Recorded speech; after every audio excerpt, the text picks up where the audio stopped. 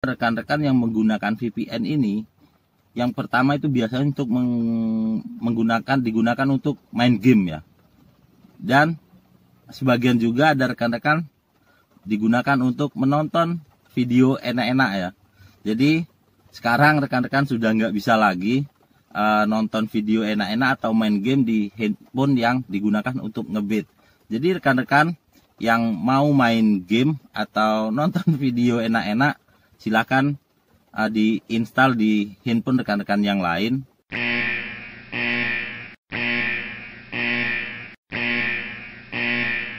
Ketika Anda mencari solusi, Anda akan lebih menggunakan otak atau otot. Dan otak atau otot yang akan memberikan Anda solusi. Assalamualaikum warahmatullahi wabarakatuh. Salam sejahtera untuk kita semua. Selamat beraktivitas untuk rekan-rekan driver Gojek di seluruh Indonesia tanpa terkecuali. Di video kali ini saya akan membahas tentang hasil kopdar bersama Gojek dan ada beberapa yang disampaikan oleh Gojek. Apa saja yang disampaikan oleh Gojek? Kabar gembira atau kabar menyedihkan? Namun seperti biasa, sebelum kita mulai ke pembahasan, kita seruput dulu kopi susunya untuk Gojek yang tercinta. Segar. Oke, jadi ada beberapa hal yang disampaikan oleh Gojek terkait driver Gojek, terkait Gojek, semua tentang Gojek. Yang pertama yaitu tentang aplikasi terlarang. Nah, Gojek selalu meningkatkan kualitas keamanan driver Gojek. Salah satunya itu tentang fake GPS atau aplikasi terlarang. Nah, yang terbaru adalah Gojek itu melarang seorang driver atau di handphone driver Gojek yang ada aplikasi drivernya itu melarang menggunakan VPN. Jadi apapun fungsinya VPN itu dan apapun bentuknya, Gojek akan melarang. Nah, jika di handphone rekan-rekan yang digunakan untuk ngebit itu ada aplikasi VPN-nya, maka Gojek akan memberikan peringatan, yaitu Anda terindikasi menggunakan fake GPS atau aplikasi terlarang. Nah, di sini sifatnya akan diberikan peringatan. Jadi, Gojek bisa mendeteksi bahwa di handphone rekan-rekan itu ada VPN-nya. Nah, biasanya rekan-rekan yang menggunakan VPN ini, yang pertama itu biasanya untuk digunakan untuk main game ya. Dan sebagian juga ada rekan-rekan digunakan untuk menonton video enak-enak ya. Jadi sekarang rekan-rekan sudah nggak bisa lagi nonton video enak-enak atau main game di handphone yang digunakan untuk ngebet.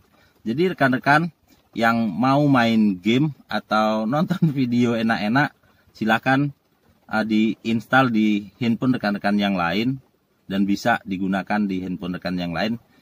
Yang penting jangan di handphone yang rekan-rekan gunakan untuk ngebit, maka nanti akan berujung fatal. Pertama, langkah Gojek akan memberikan peringatan bahwa rekan-rekan terindikasi menggunakan aplikasi terlarang. Nah, VPN saja dilarang, apalagi aplikasi fake dan yang lain-lain ya. Nah, hal yang disampaikan berikutnya adalah tentang aplikasi terlarang ini, bahwa sebenarnya akun-akun yang menggunakan fake GPS, akun tuyul dan lain-lain itu sama saja dan tidak bisa membobol orderan yang dibagikan oleh Gojek, yang dimiliki oleh Gojek. Jadi pembagian order itu mutlak dibagi oleh sistem. Nah, jadi sistem ini membaca mana akun driver yang mempunyai kualitas kerja yang baik, maka dia akan mendapatkan alokasi order lebih banyak. Jadi bukan dari aplikasi fake GPS dan lain-lain. Nah, kecuali dari segi data. Nah, aplikasi terlarang ini mungkin bisa mengelabui atau membobol sistem Gojek dari segi data. Contoh seperti Vermuk, bisa lolos Vermuk. Namun pada akhirnya tetap juga itu akan terdeteksi. Jadi banyak kasus yang kita temui bahwa akun-akun yang menggunakan aplikasi tambahan atau fake GPS yang berharap bahwa akunnya akan lebih gacor, ternyata sama saja. Banyak juga yang menggunakan aplikasi terlarang ini akunnya juga gagu dan tidak gacor. Dan juga sebaliknya, akun-akun yang menggunakan handphone polosan tanpa aplikasi tambahan pun gacor. Jadi di sini mutlak bahwa akun yang gacor itu akun yang mempunyai kualitas kerja yang baik. Tuh. Nah, untuk masalah data seperti Vermuk mungkin iya bisa diakalin. Namun lama-kelamaan Gojek akan mendeteksi dan tetap terdeteksi karena Gojek memberikan toleransi. Jadi ketika suatu akun menggunakan fake GPS atau aplikasi terlarang, itu akan diberi peringatan secara bertahap. Nah, jika peringatan ini tidak diindahkan atau tidak dipedulikan, langkah terakhir Gojek akan melakukan putus mitra. Jadi rekan-rekan yang menggunakan aplikasi fake GPS atau aplikasi terlarang ini bukan tidak terdeteksi, namun Gojek memberikan toleransi dan peringatan secara bertahap. Jadi sanksinya itu bertahap. Nah, ketika rekan-rekan tetap tidak mengindahkan, maka langkah terakhir akan dilakukan putus mitra. Jadi buat rekan-rekan yang menggunakan aplikasi terlarang yang sudah terkena putus mitra, maka itu adalah sudah keterlaluan dan sudah melebihi batas toleransi yang diberikan oleh Gojek. Nah, informasi yang berikutnya ini adalah kabar gembira dan resmi disampaikan oleh Gojek, dan ini menurut Gojek sudah fix dan sudah pasti, tinggal menunggu pelaksananya kapan. Jadi informasi yang kedua ini adalah tentang tarif dasar bawah. Jadi pemerintah sudah menyampaikan ke pihak Gojek bahwa tarif dasar bawah untuk aplikasi transportasi online itu akan disamaratakan. Jadi tidak ada perbedaan dari aplikasi satu ke aplikasi yang lain. Jadi tarif dasar bawahnya ini sama semua. Seperti contoh, jika tarif yang ditentukan oleh pemerintah itu 10.000, maka tarif batas bawah semua aplikasi transportasi online yang ada di Indonesia itu sama 10.000. Jadi persaingan akan menjadi lebih sehat. Artinya tidak ada perbedaan harga yang ditentukan oleh setiap aplikasi. Nah, persaingan mereka tergantung dengan program-program yang ditawarkan oleh aplikasi tertentu untuk menarik minat para customer. Jadi kapan dan seperti apa pelaksanaannya itu belum ditentukan oleh pemerintah, namun penerapan menyamakan tarif dasar bawah untuk aplikasi transportasi online ini sudah ditentukan oleh pemerintah. Nah, kita tinggal menunggu kapan itu akan dilaksanakan. Nah, ini adalah kabar yang sangat gembira untuk kita para mitra-mitra Gojek.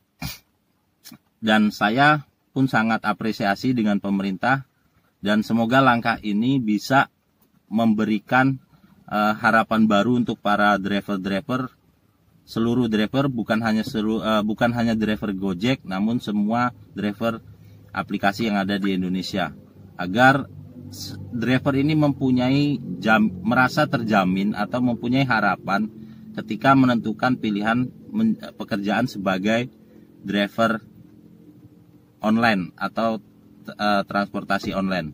Nah, di sini adalah langkah maju dari pemerintah untuk memperhatikan pekerjaan sebagai driver online.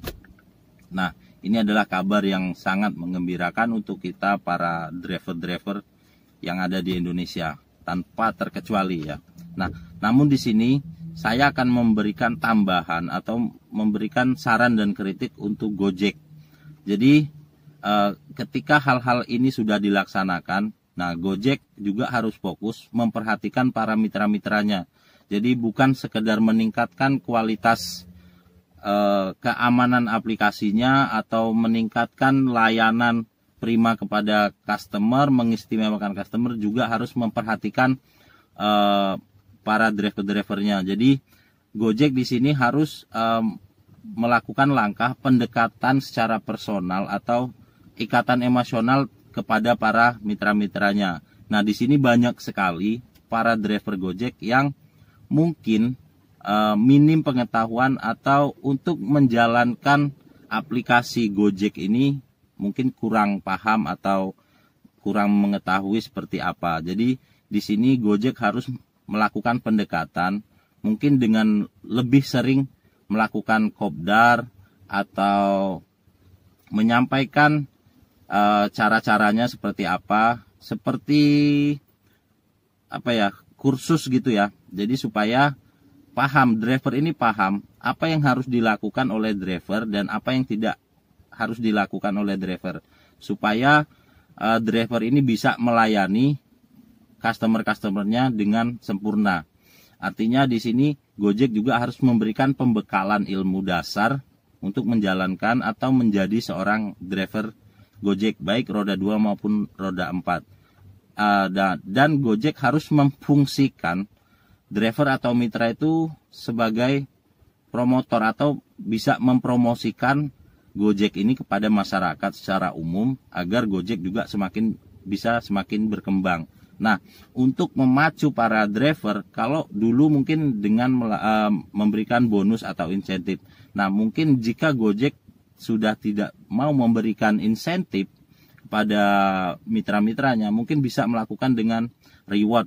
Jadi per 1 bulan Gojek bisa memberikan reward kepada mitra-mitranya di setiap daerah. Jadi salah satu driver yang terbaik, memberikan pelayanan terbaik, maka akan mendapatkan reward. Nah, mungkin itu salah satu pemacu driver agar bisa semakin lebih semangat atau lebih memberikan pelayanan yang terbaik untuk para customer-customer Gojek. Nah, di sini Gojek masih mempunyai kekurangan kedekatan emosional terhadap dengan para mitra-mitranya. Jadi selain Gojek memikirkan atau mengistimewakan customer, Gojek juga harus memperhatikan apa yang dibutuhkan, apa yang menjadi kekurangan para mitra-mitranya, agar mitra Gojek menjadi mitra terbaik di antara aplikasi yang ada di Indonesia. Dan dampak positifnya, Gojek akan semakin berkembang dan akan menjadi aplikasi yang baik di mata para customer-customer yang ada di Indonesia. Oke, mungkin seperti itu. Hanya itu saja yang bisa saya sampaikan, dan semoga informasi yang saya sampaikan ini bermanfaat untuk rekan-rekan driver Gojek di seluruh Indonesia. Dan sekian dari saya Arsuka Gawa. Wassalamualaikum warahmatullahi wabarakatuh.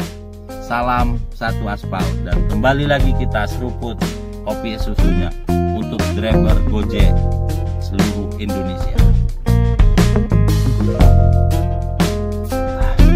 Segar.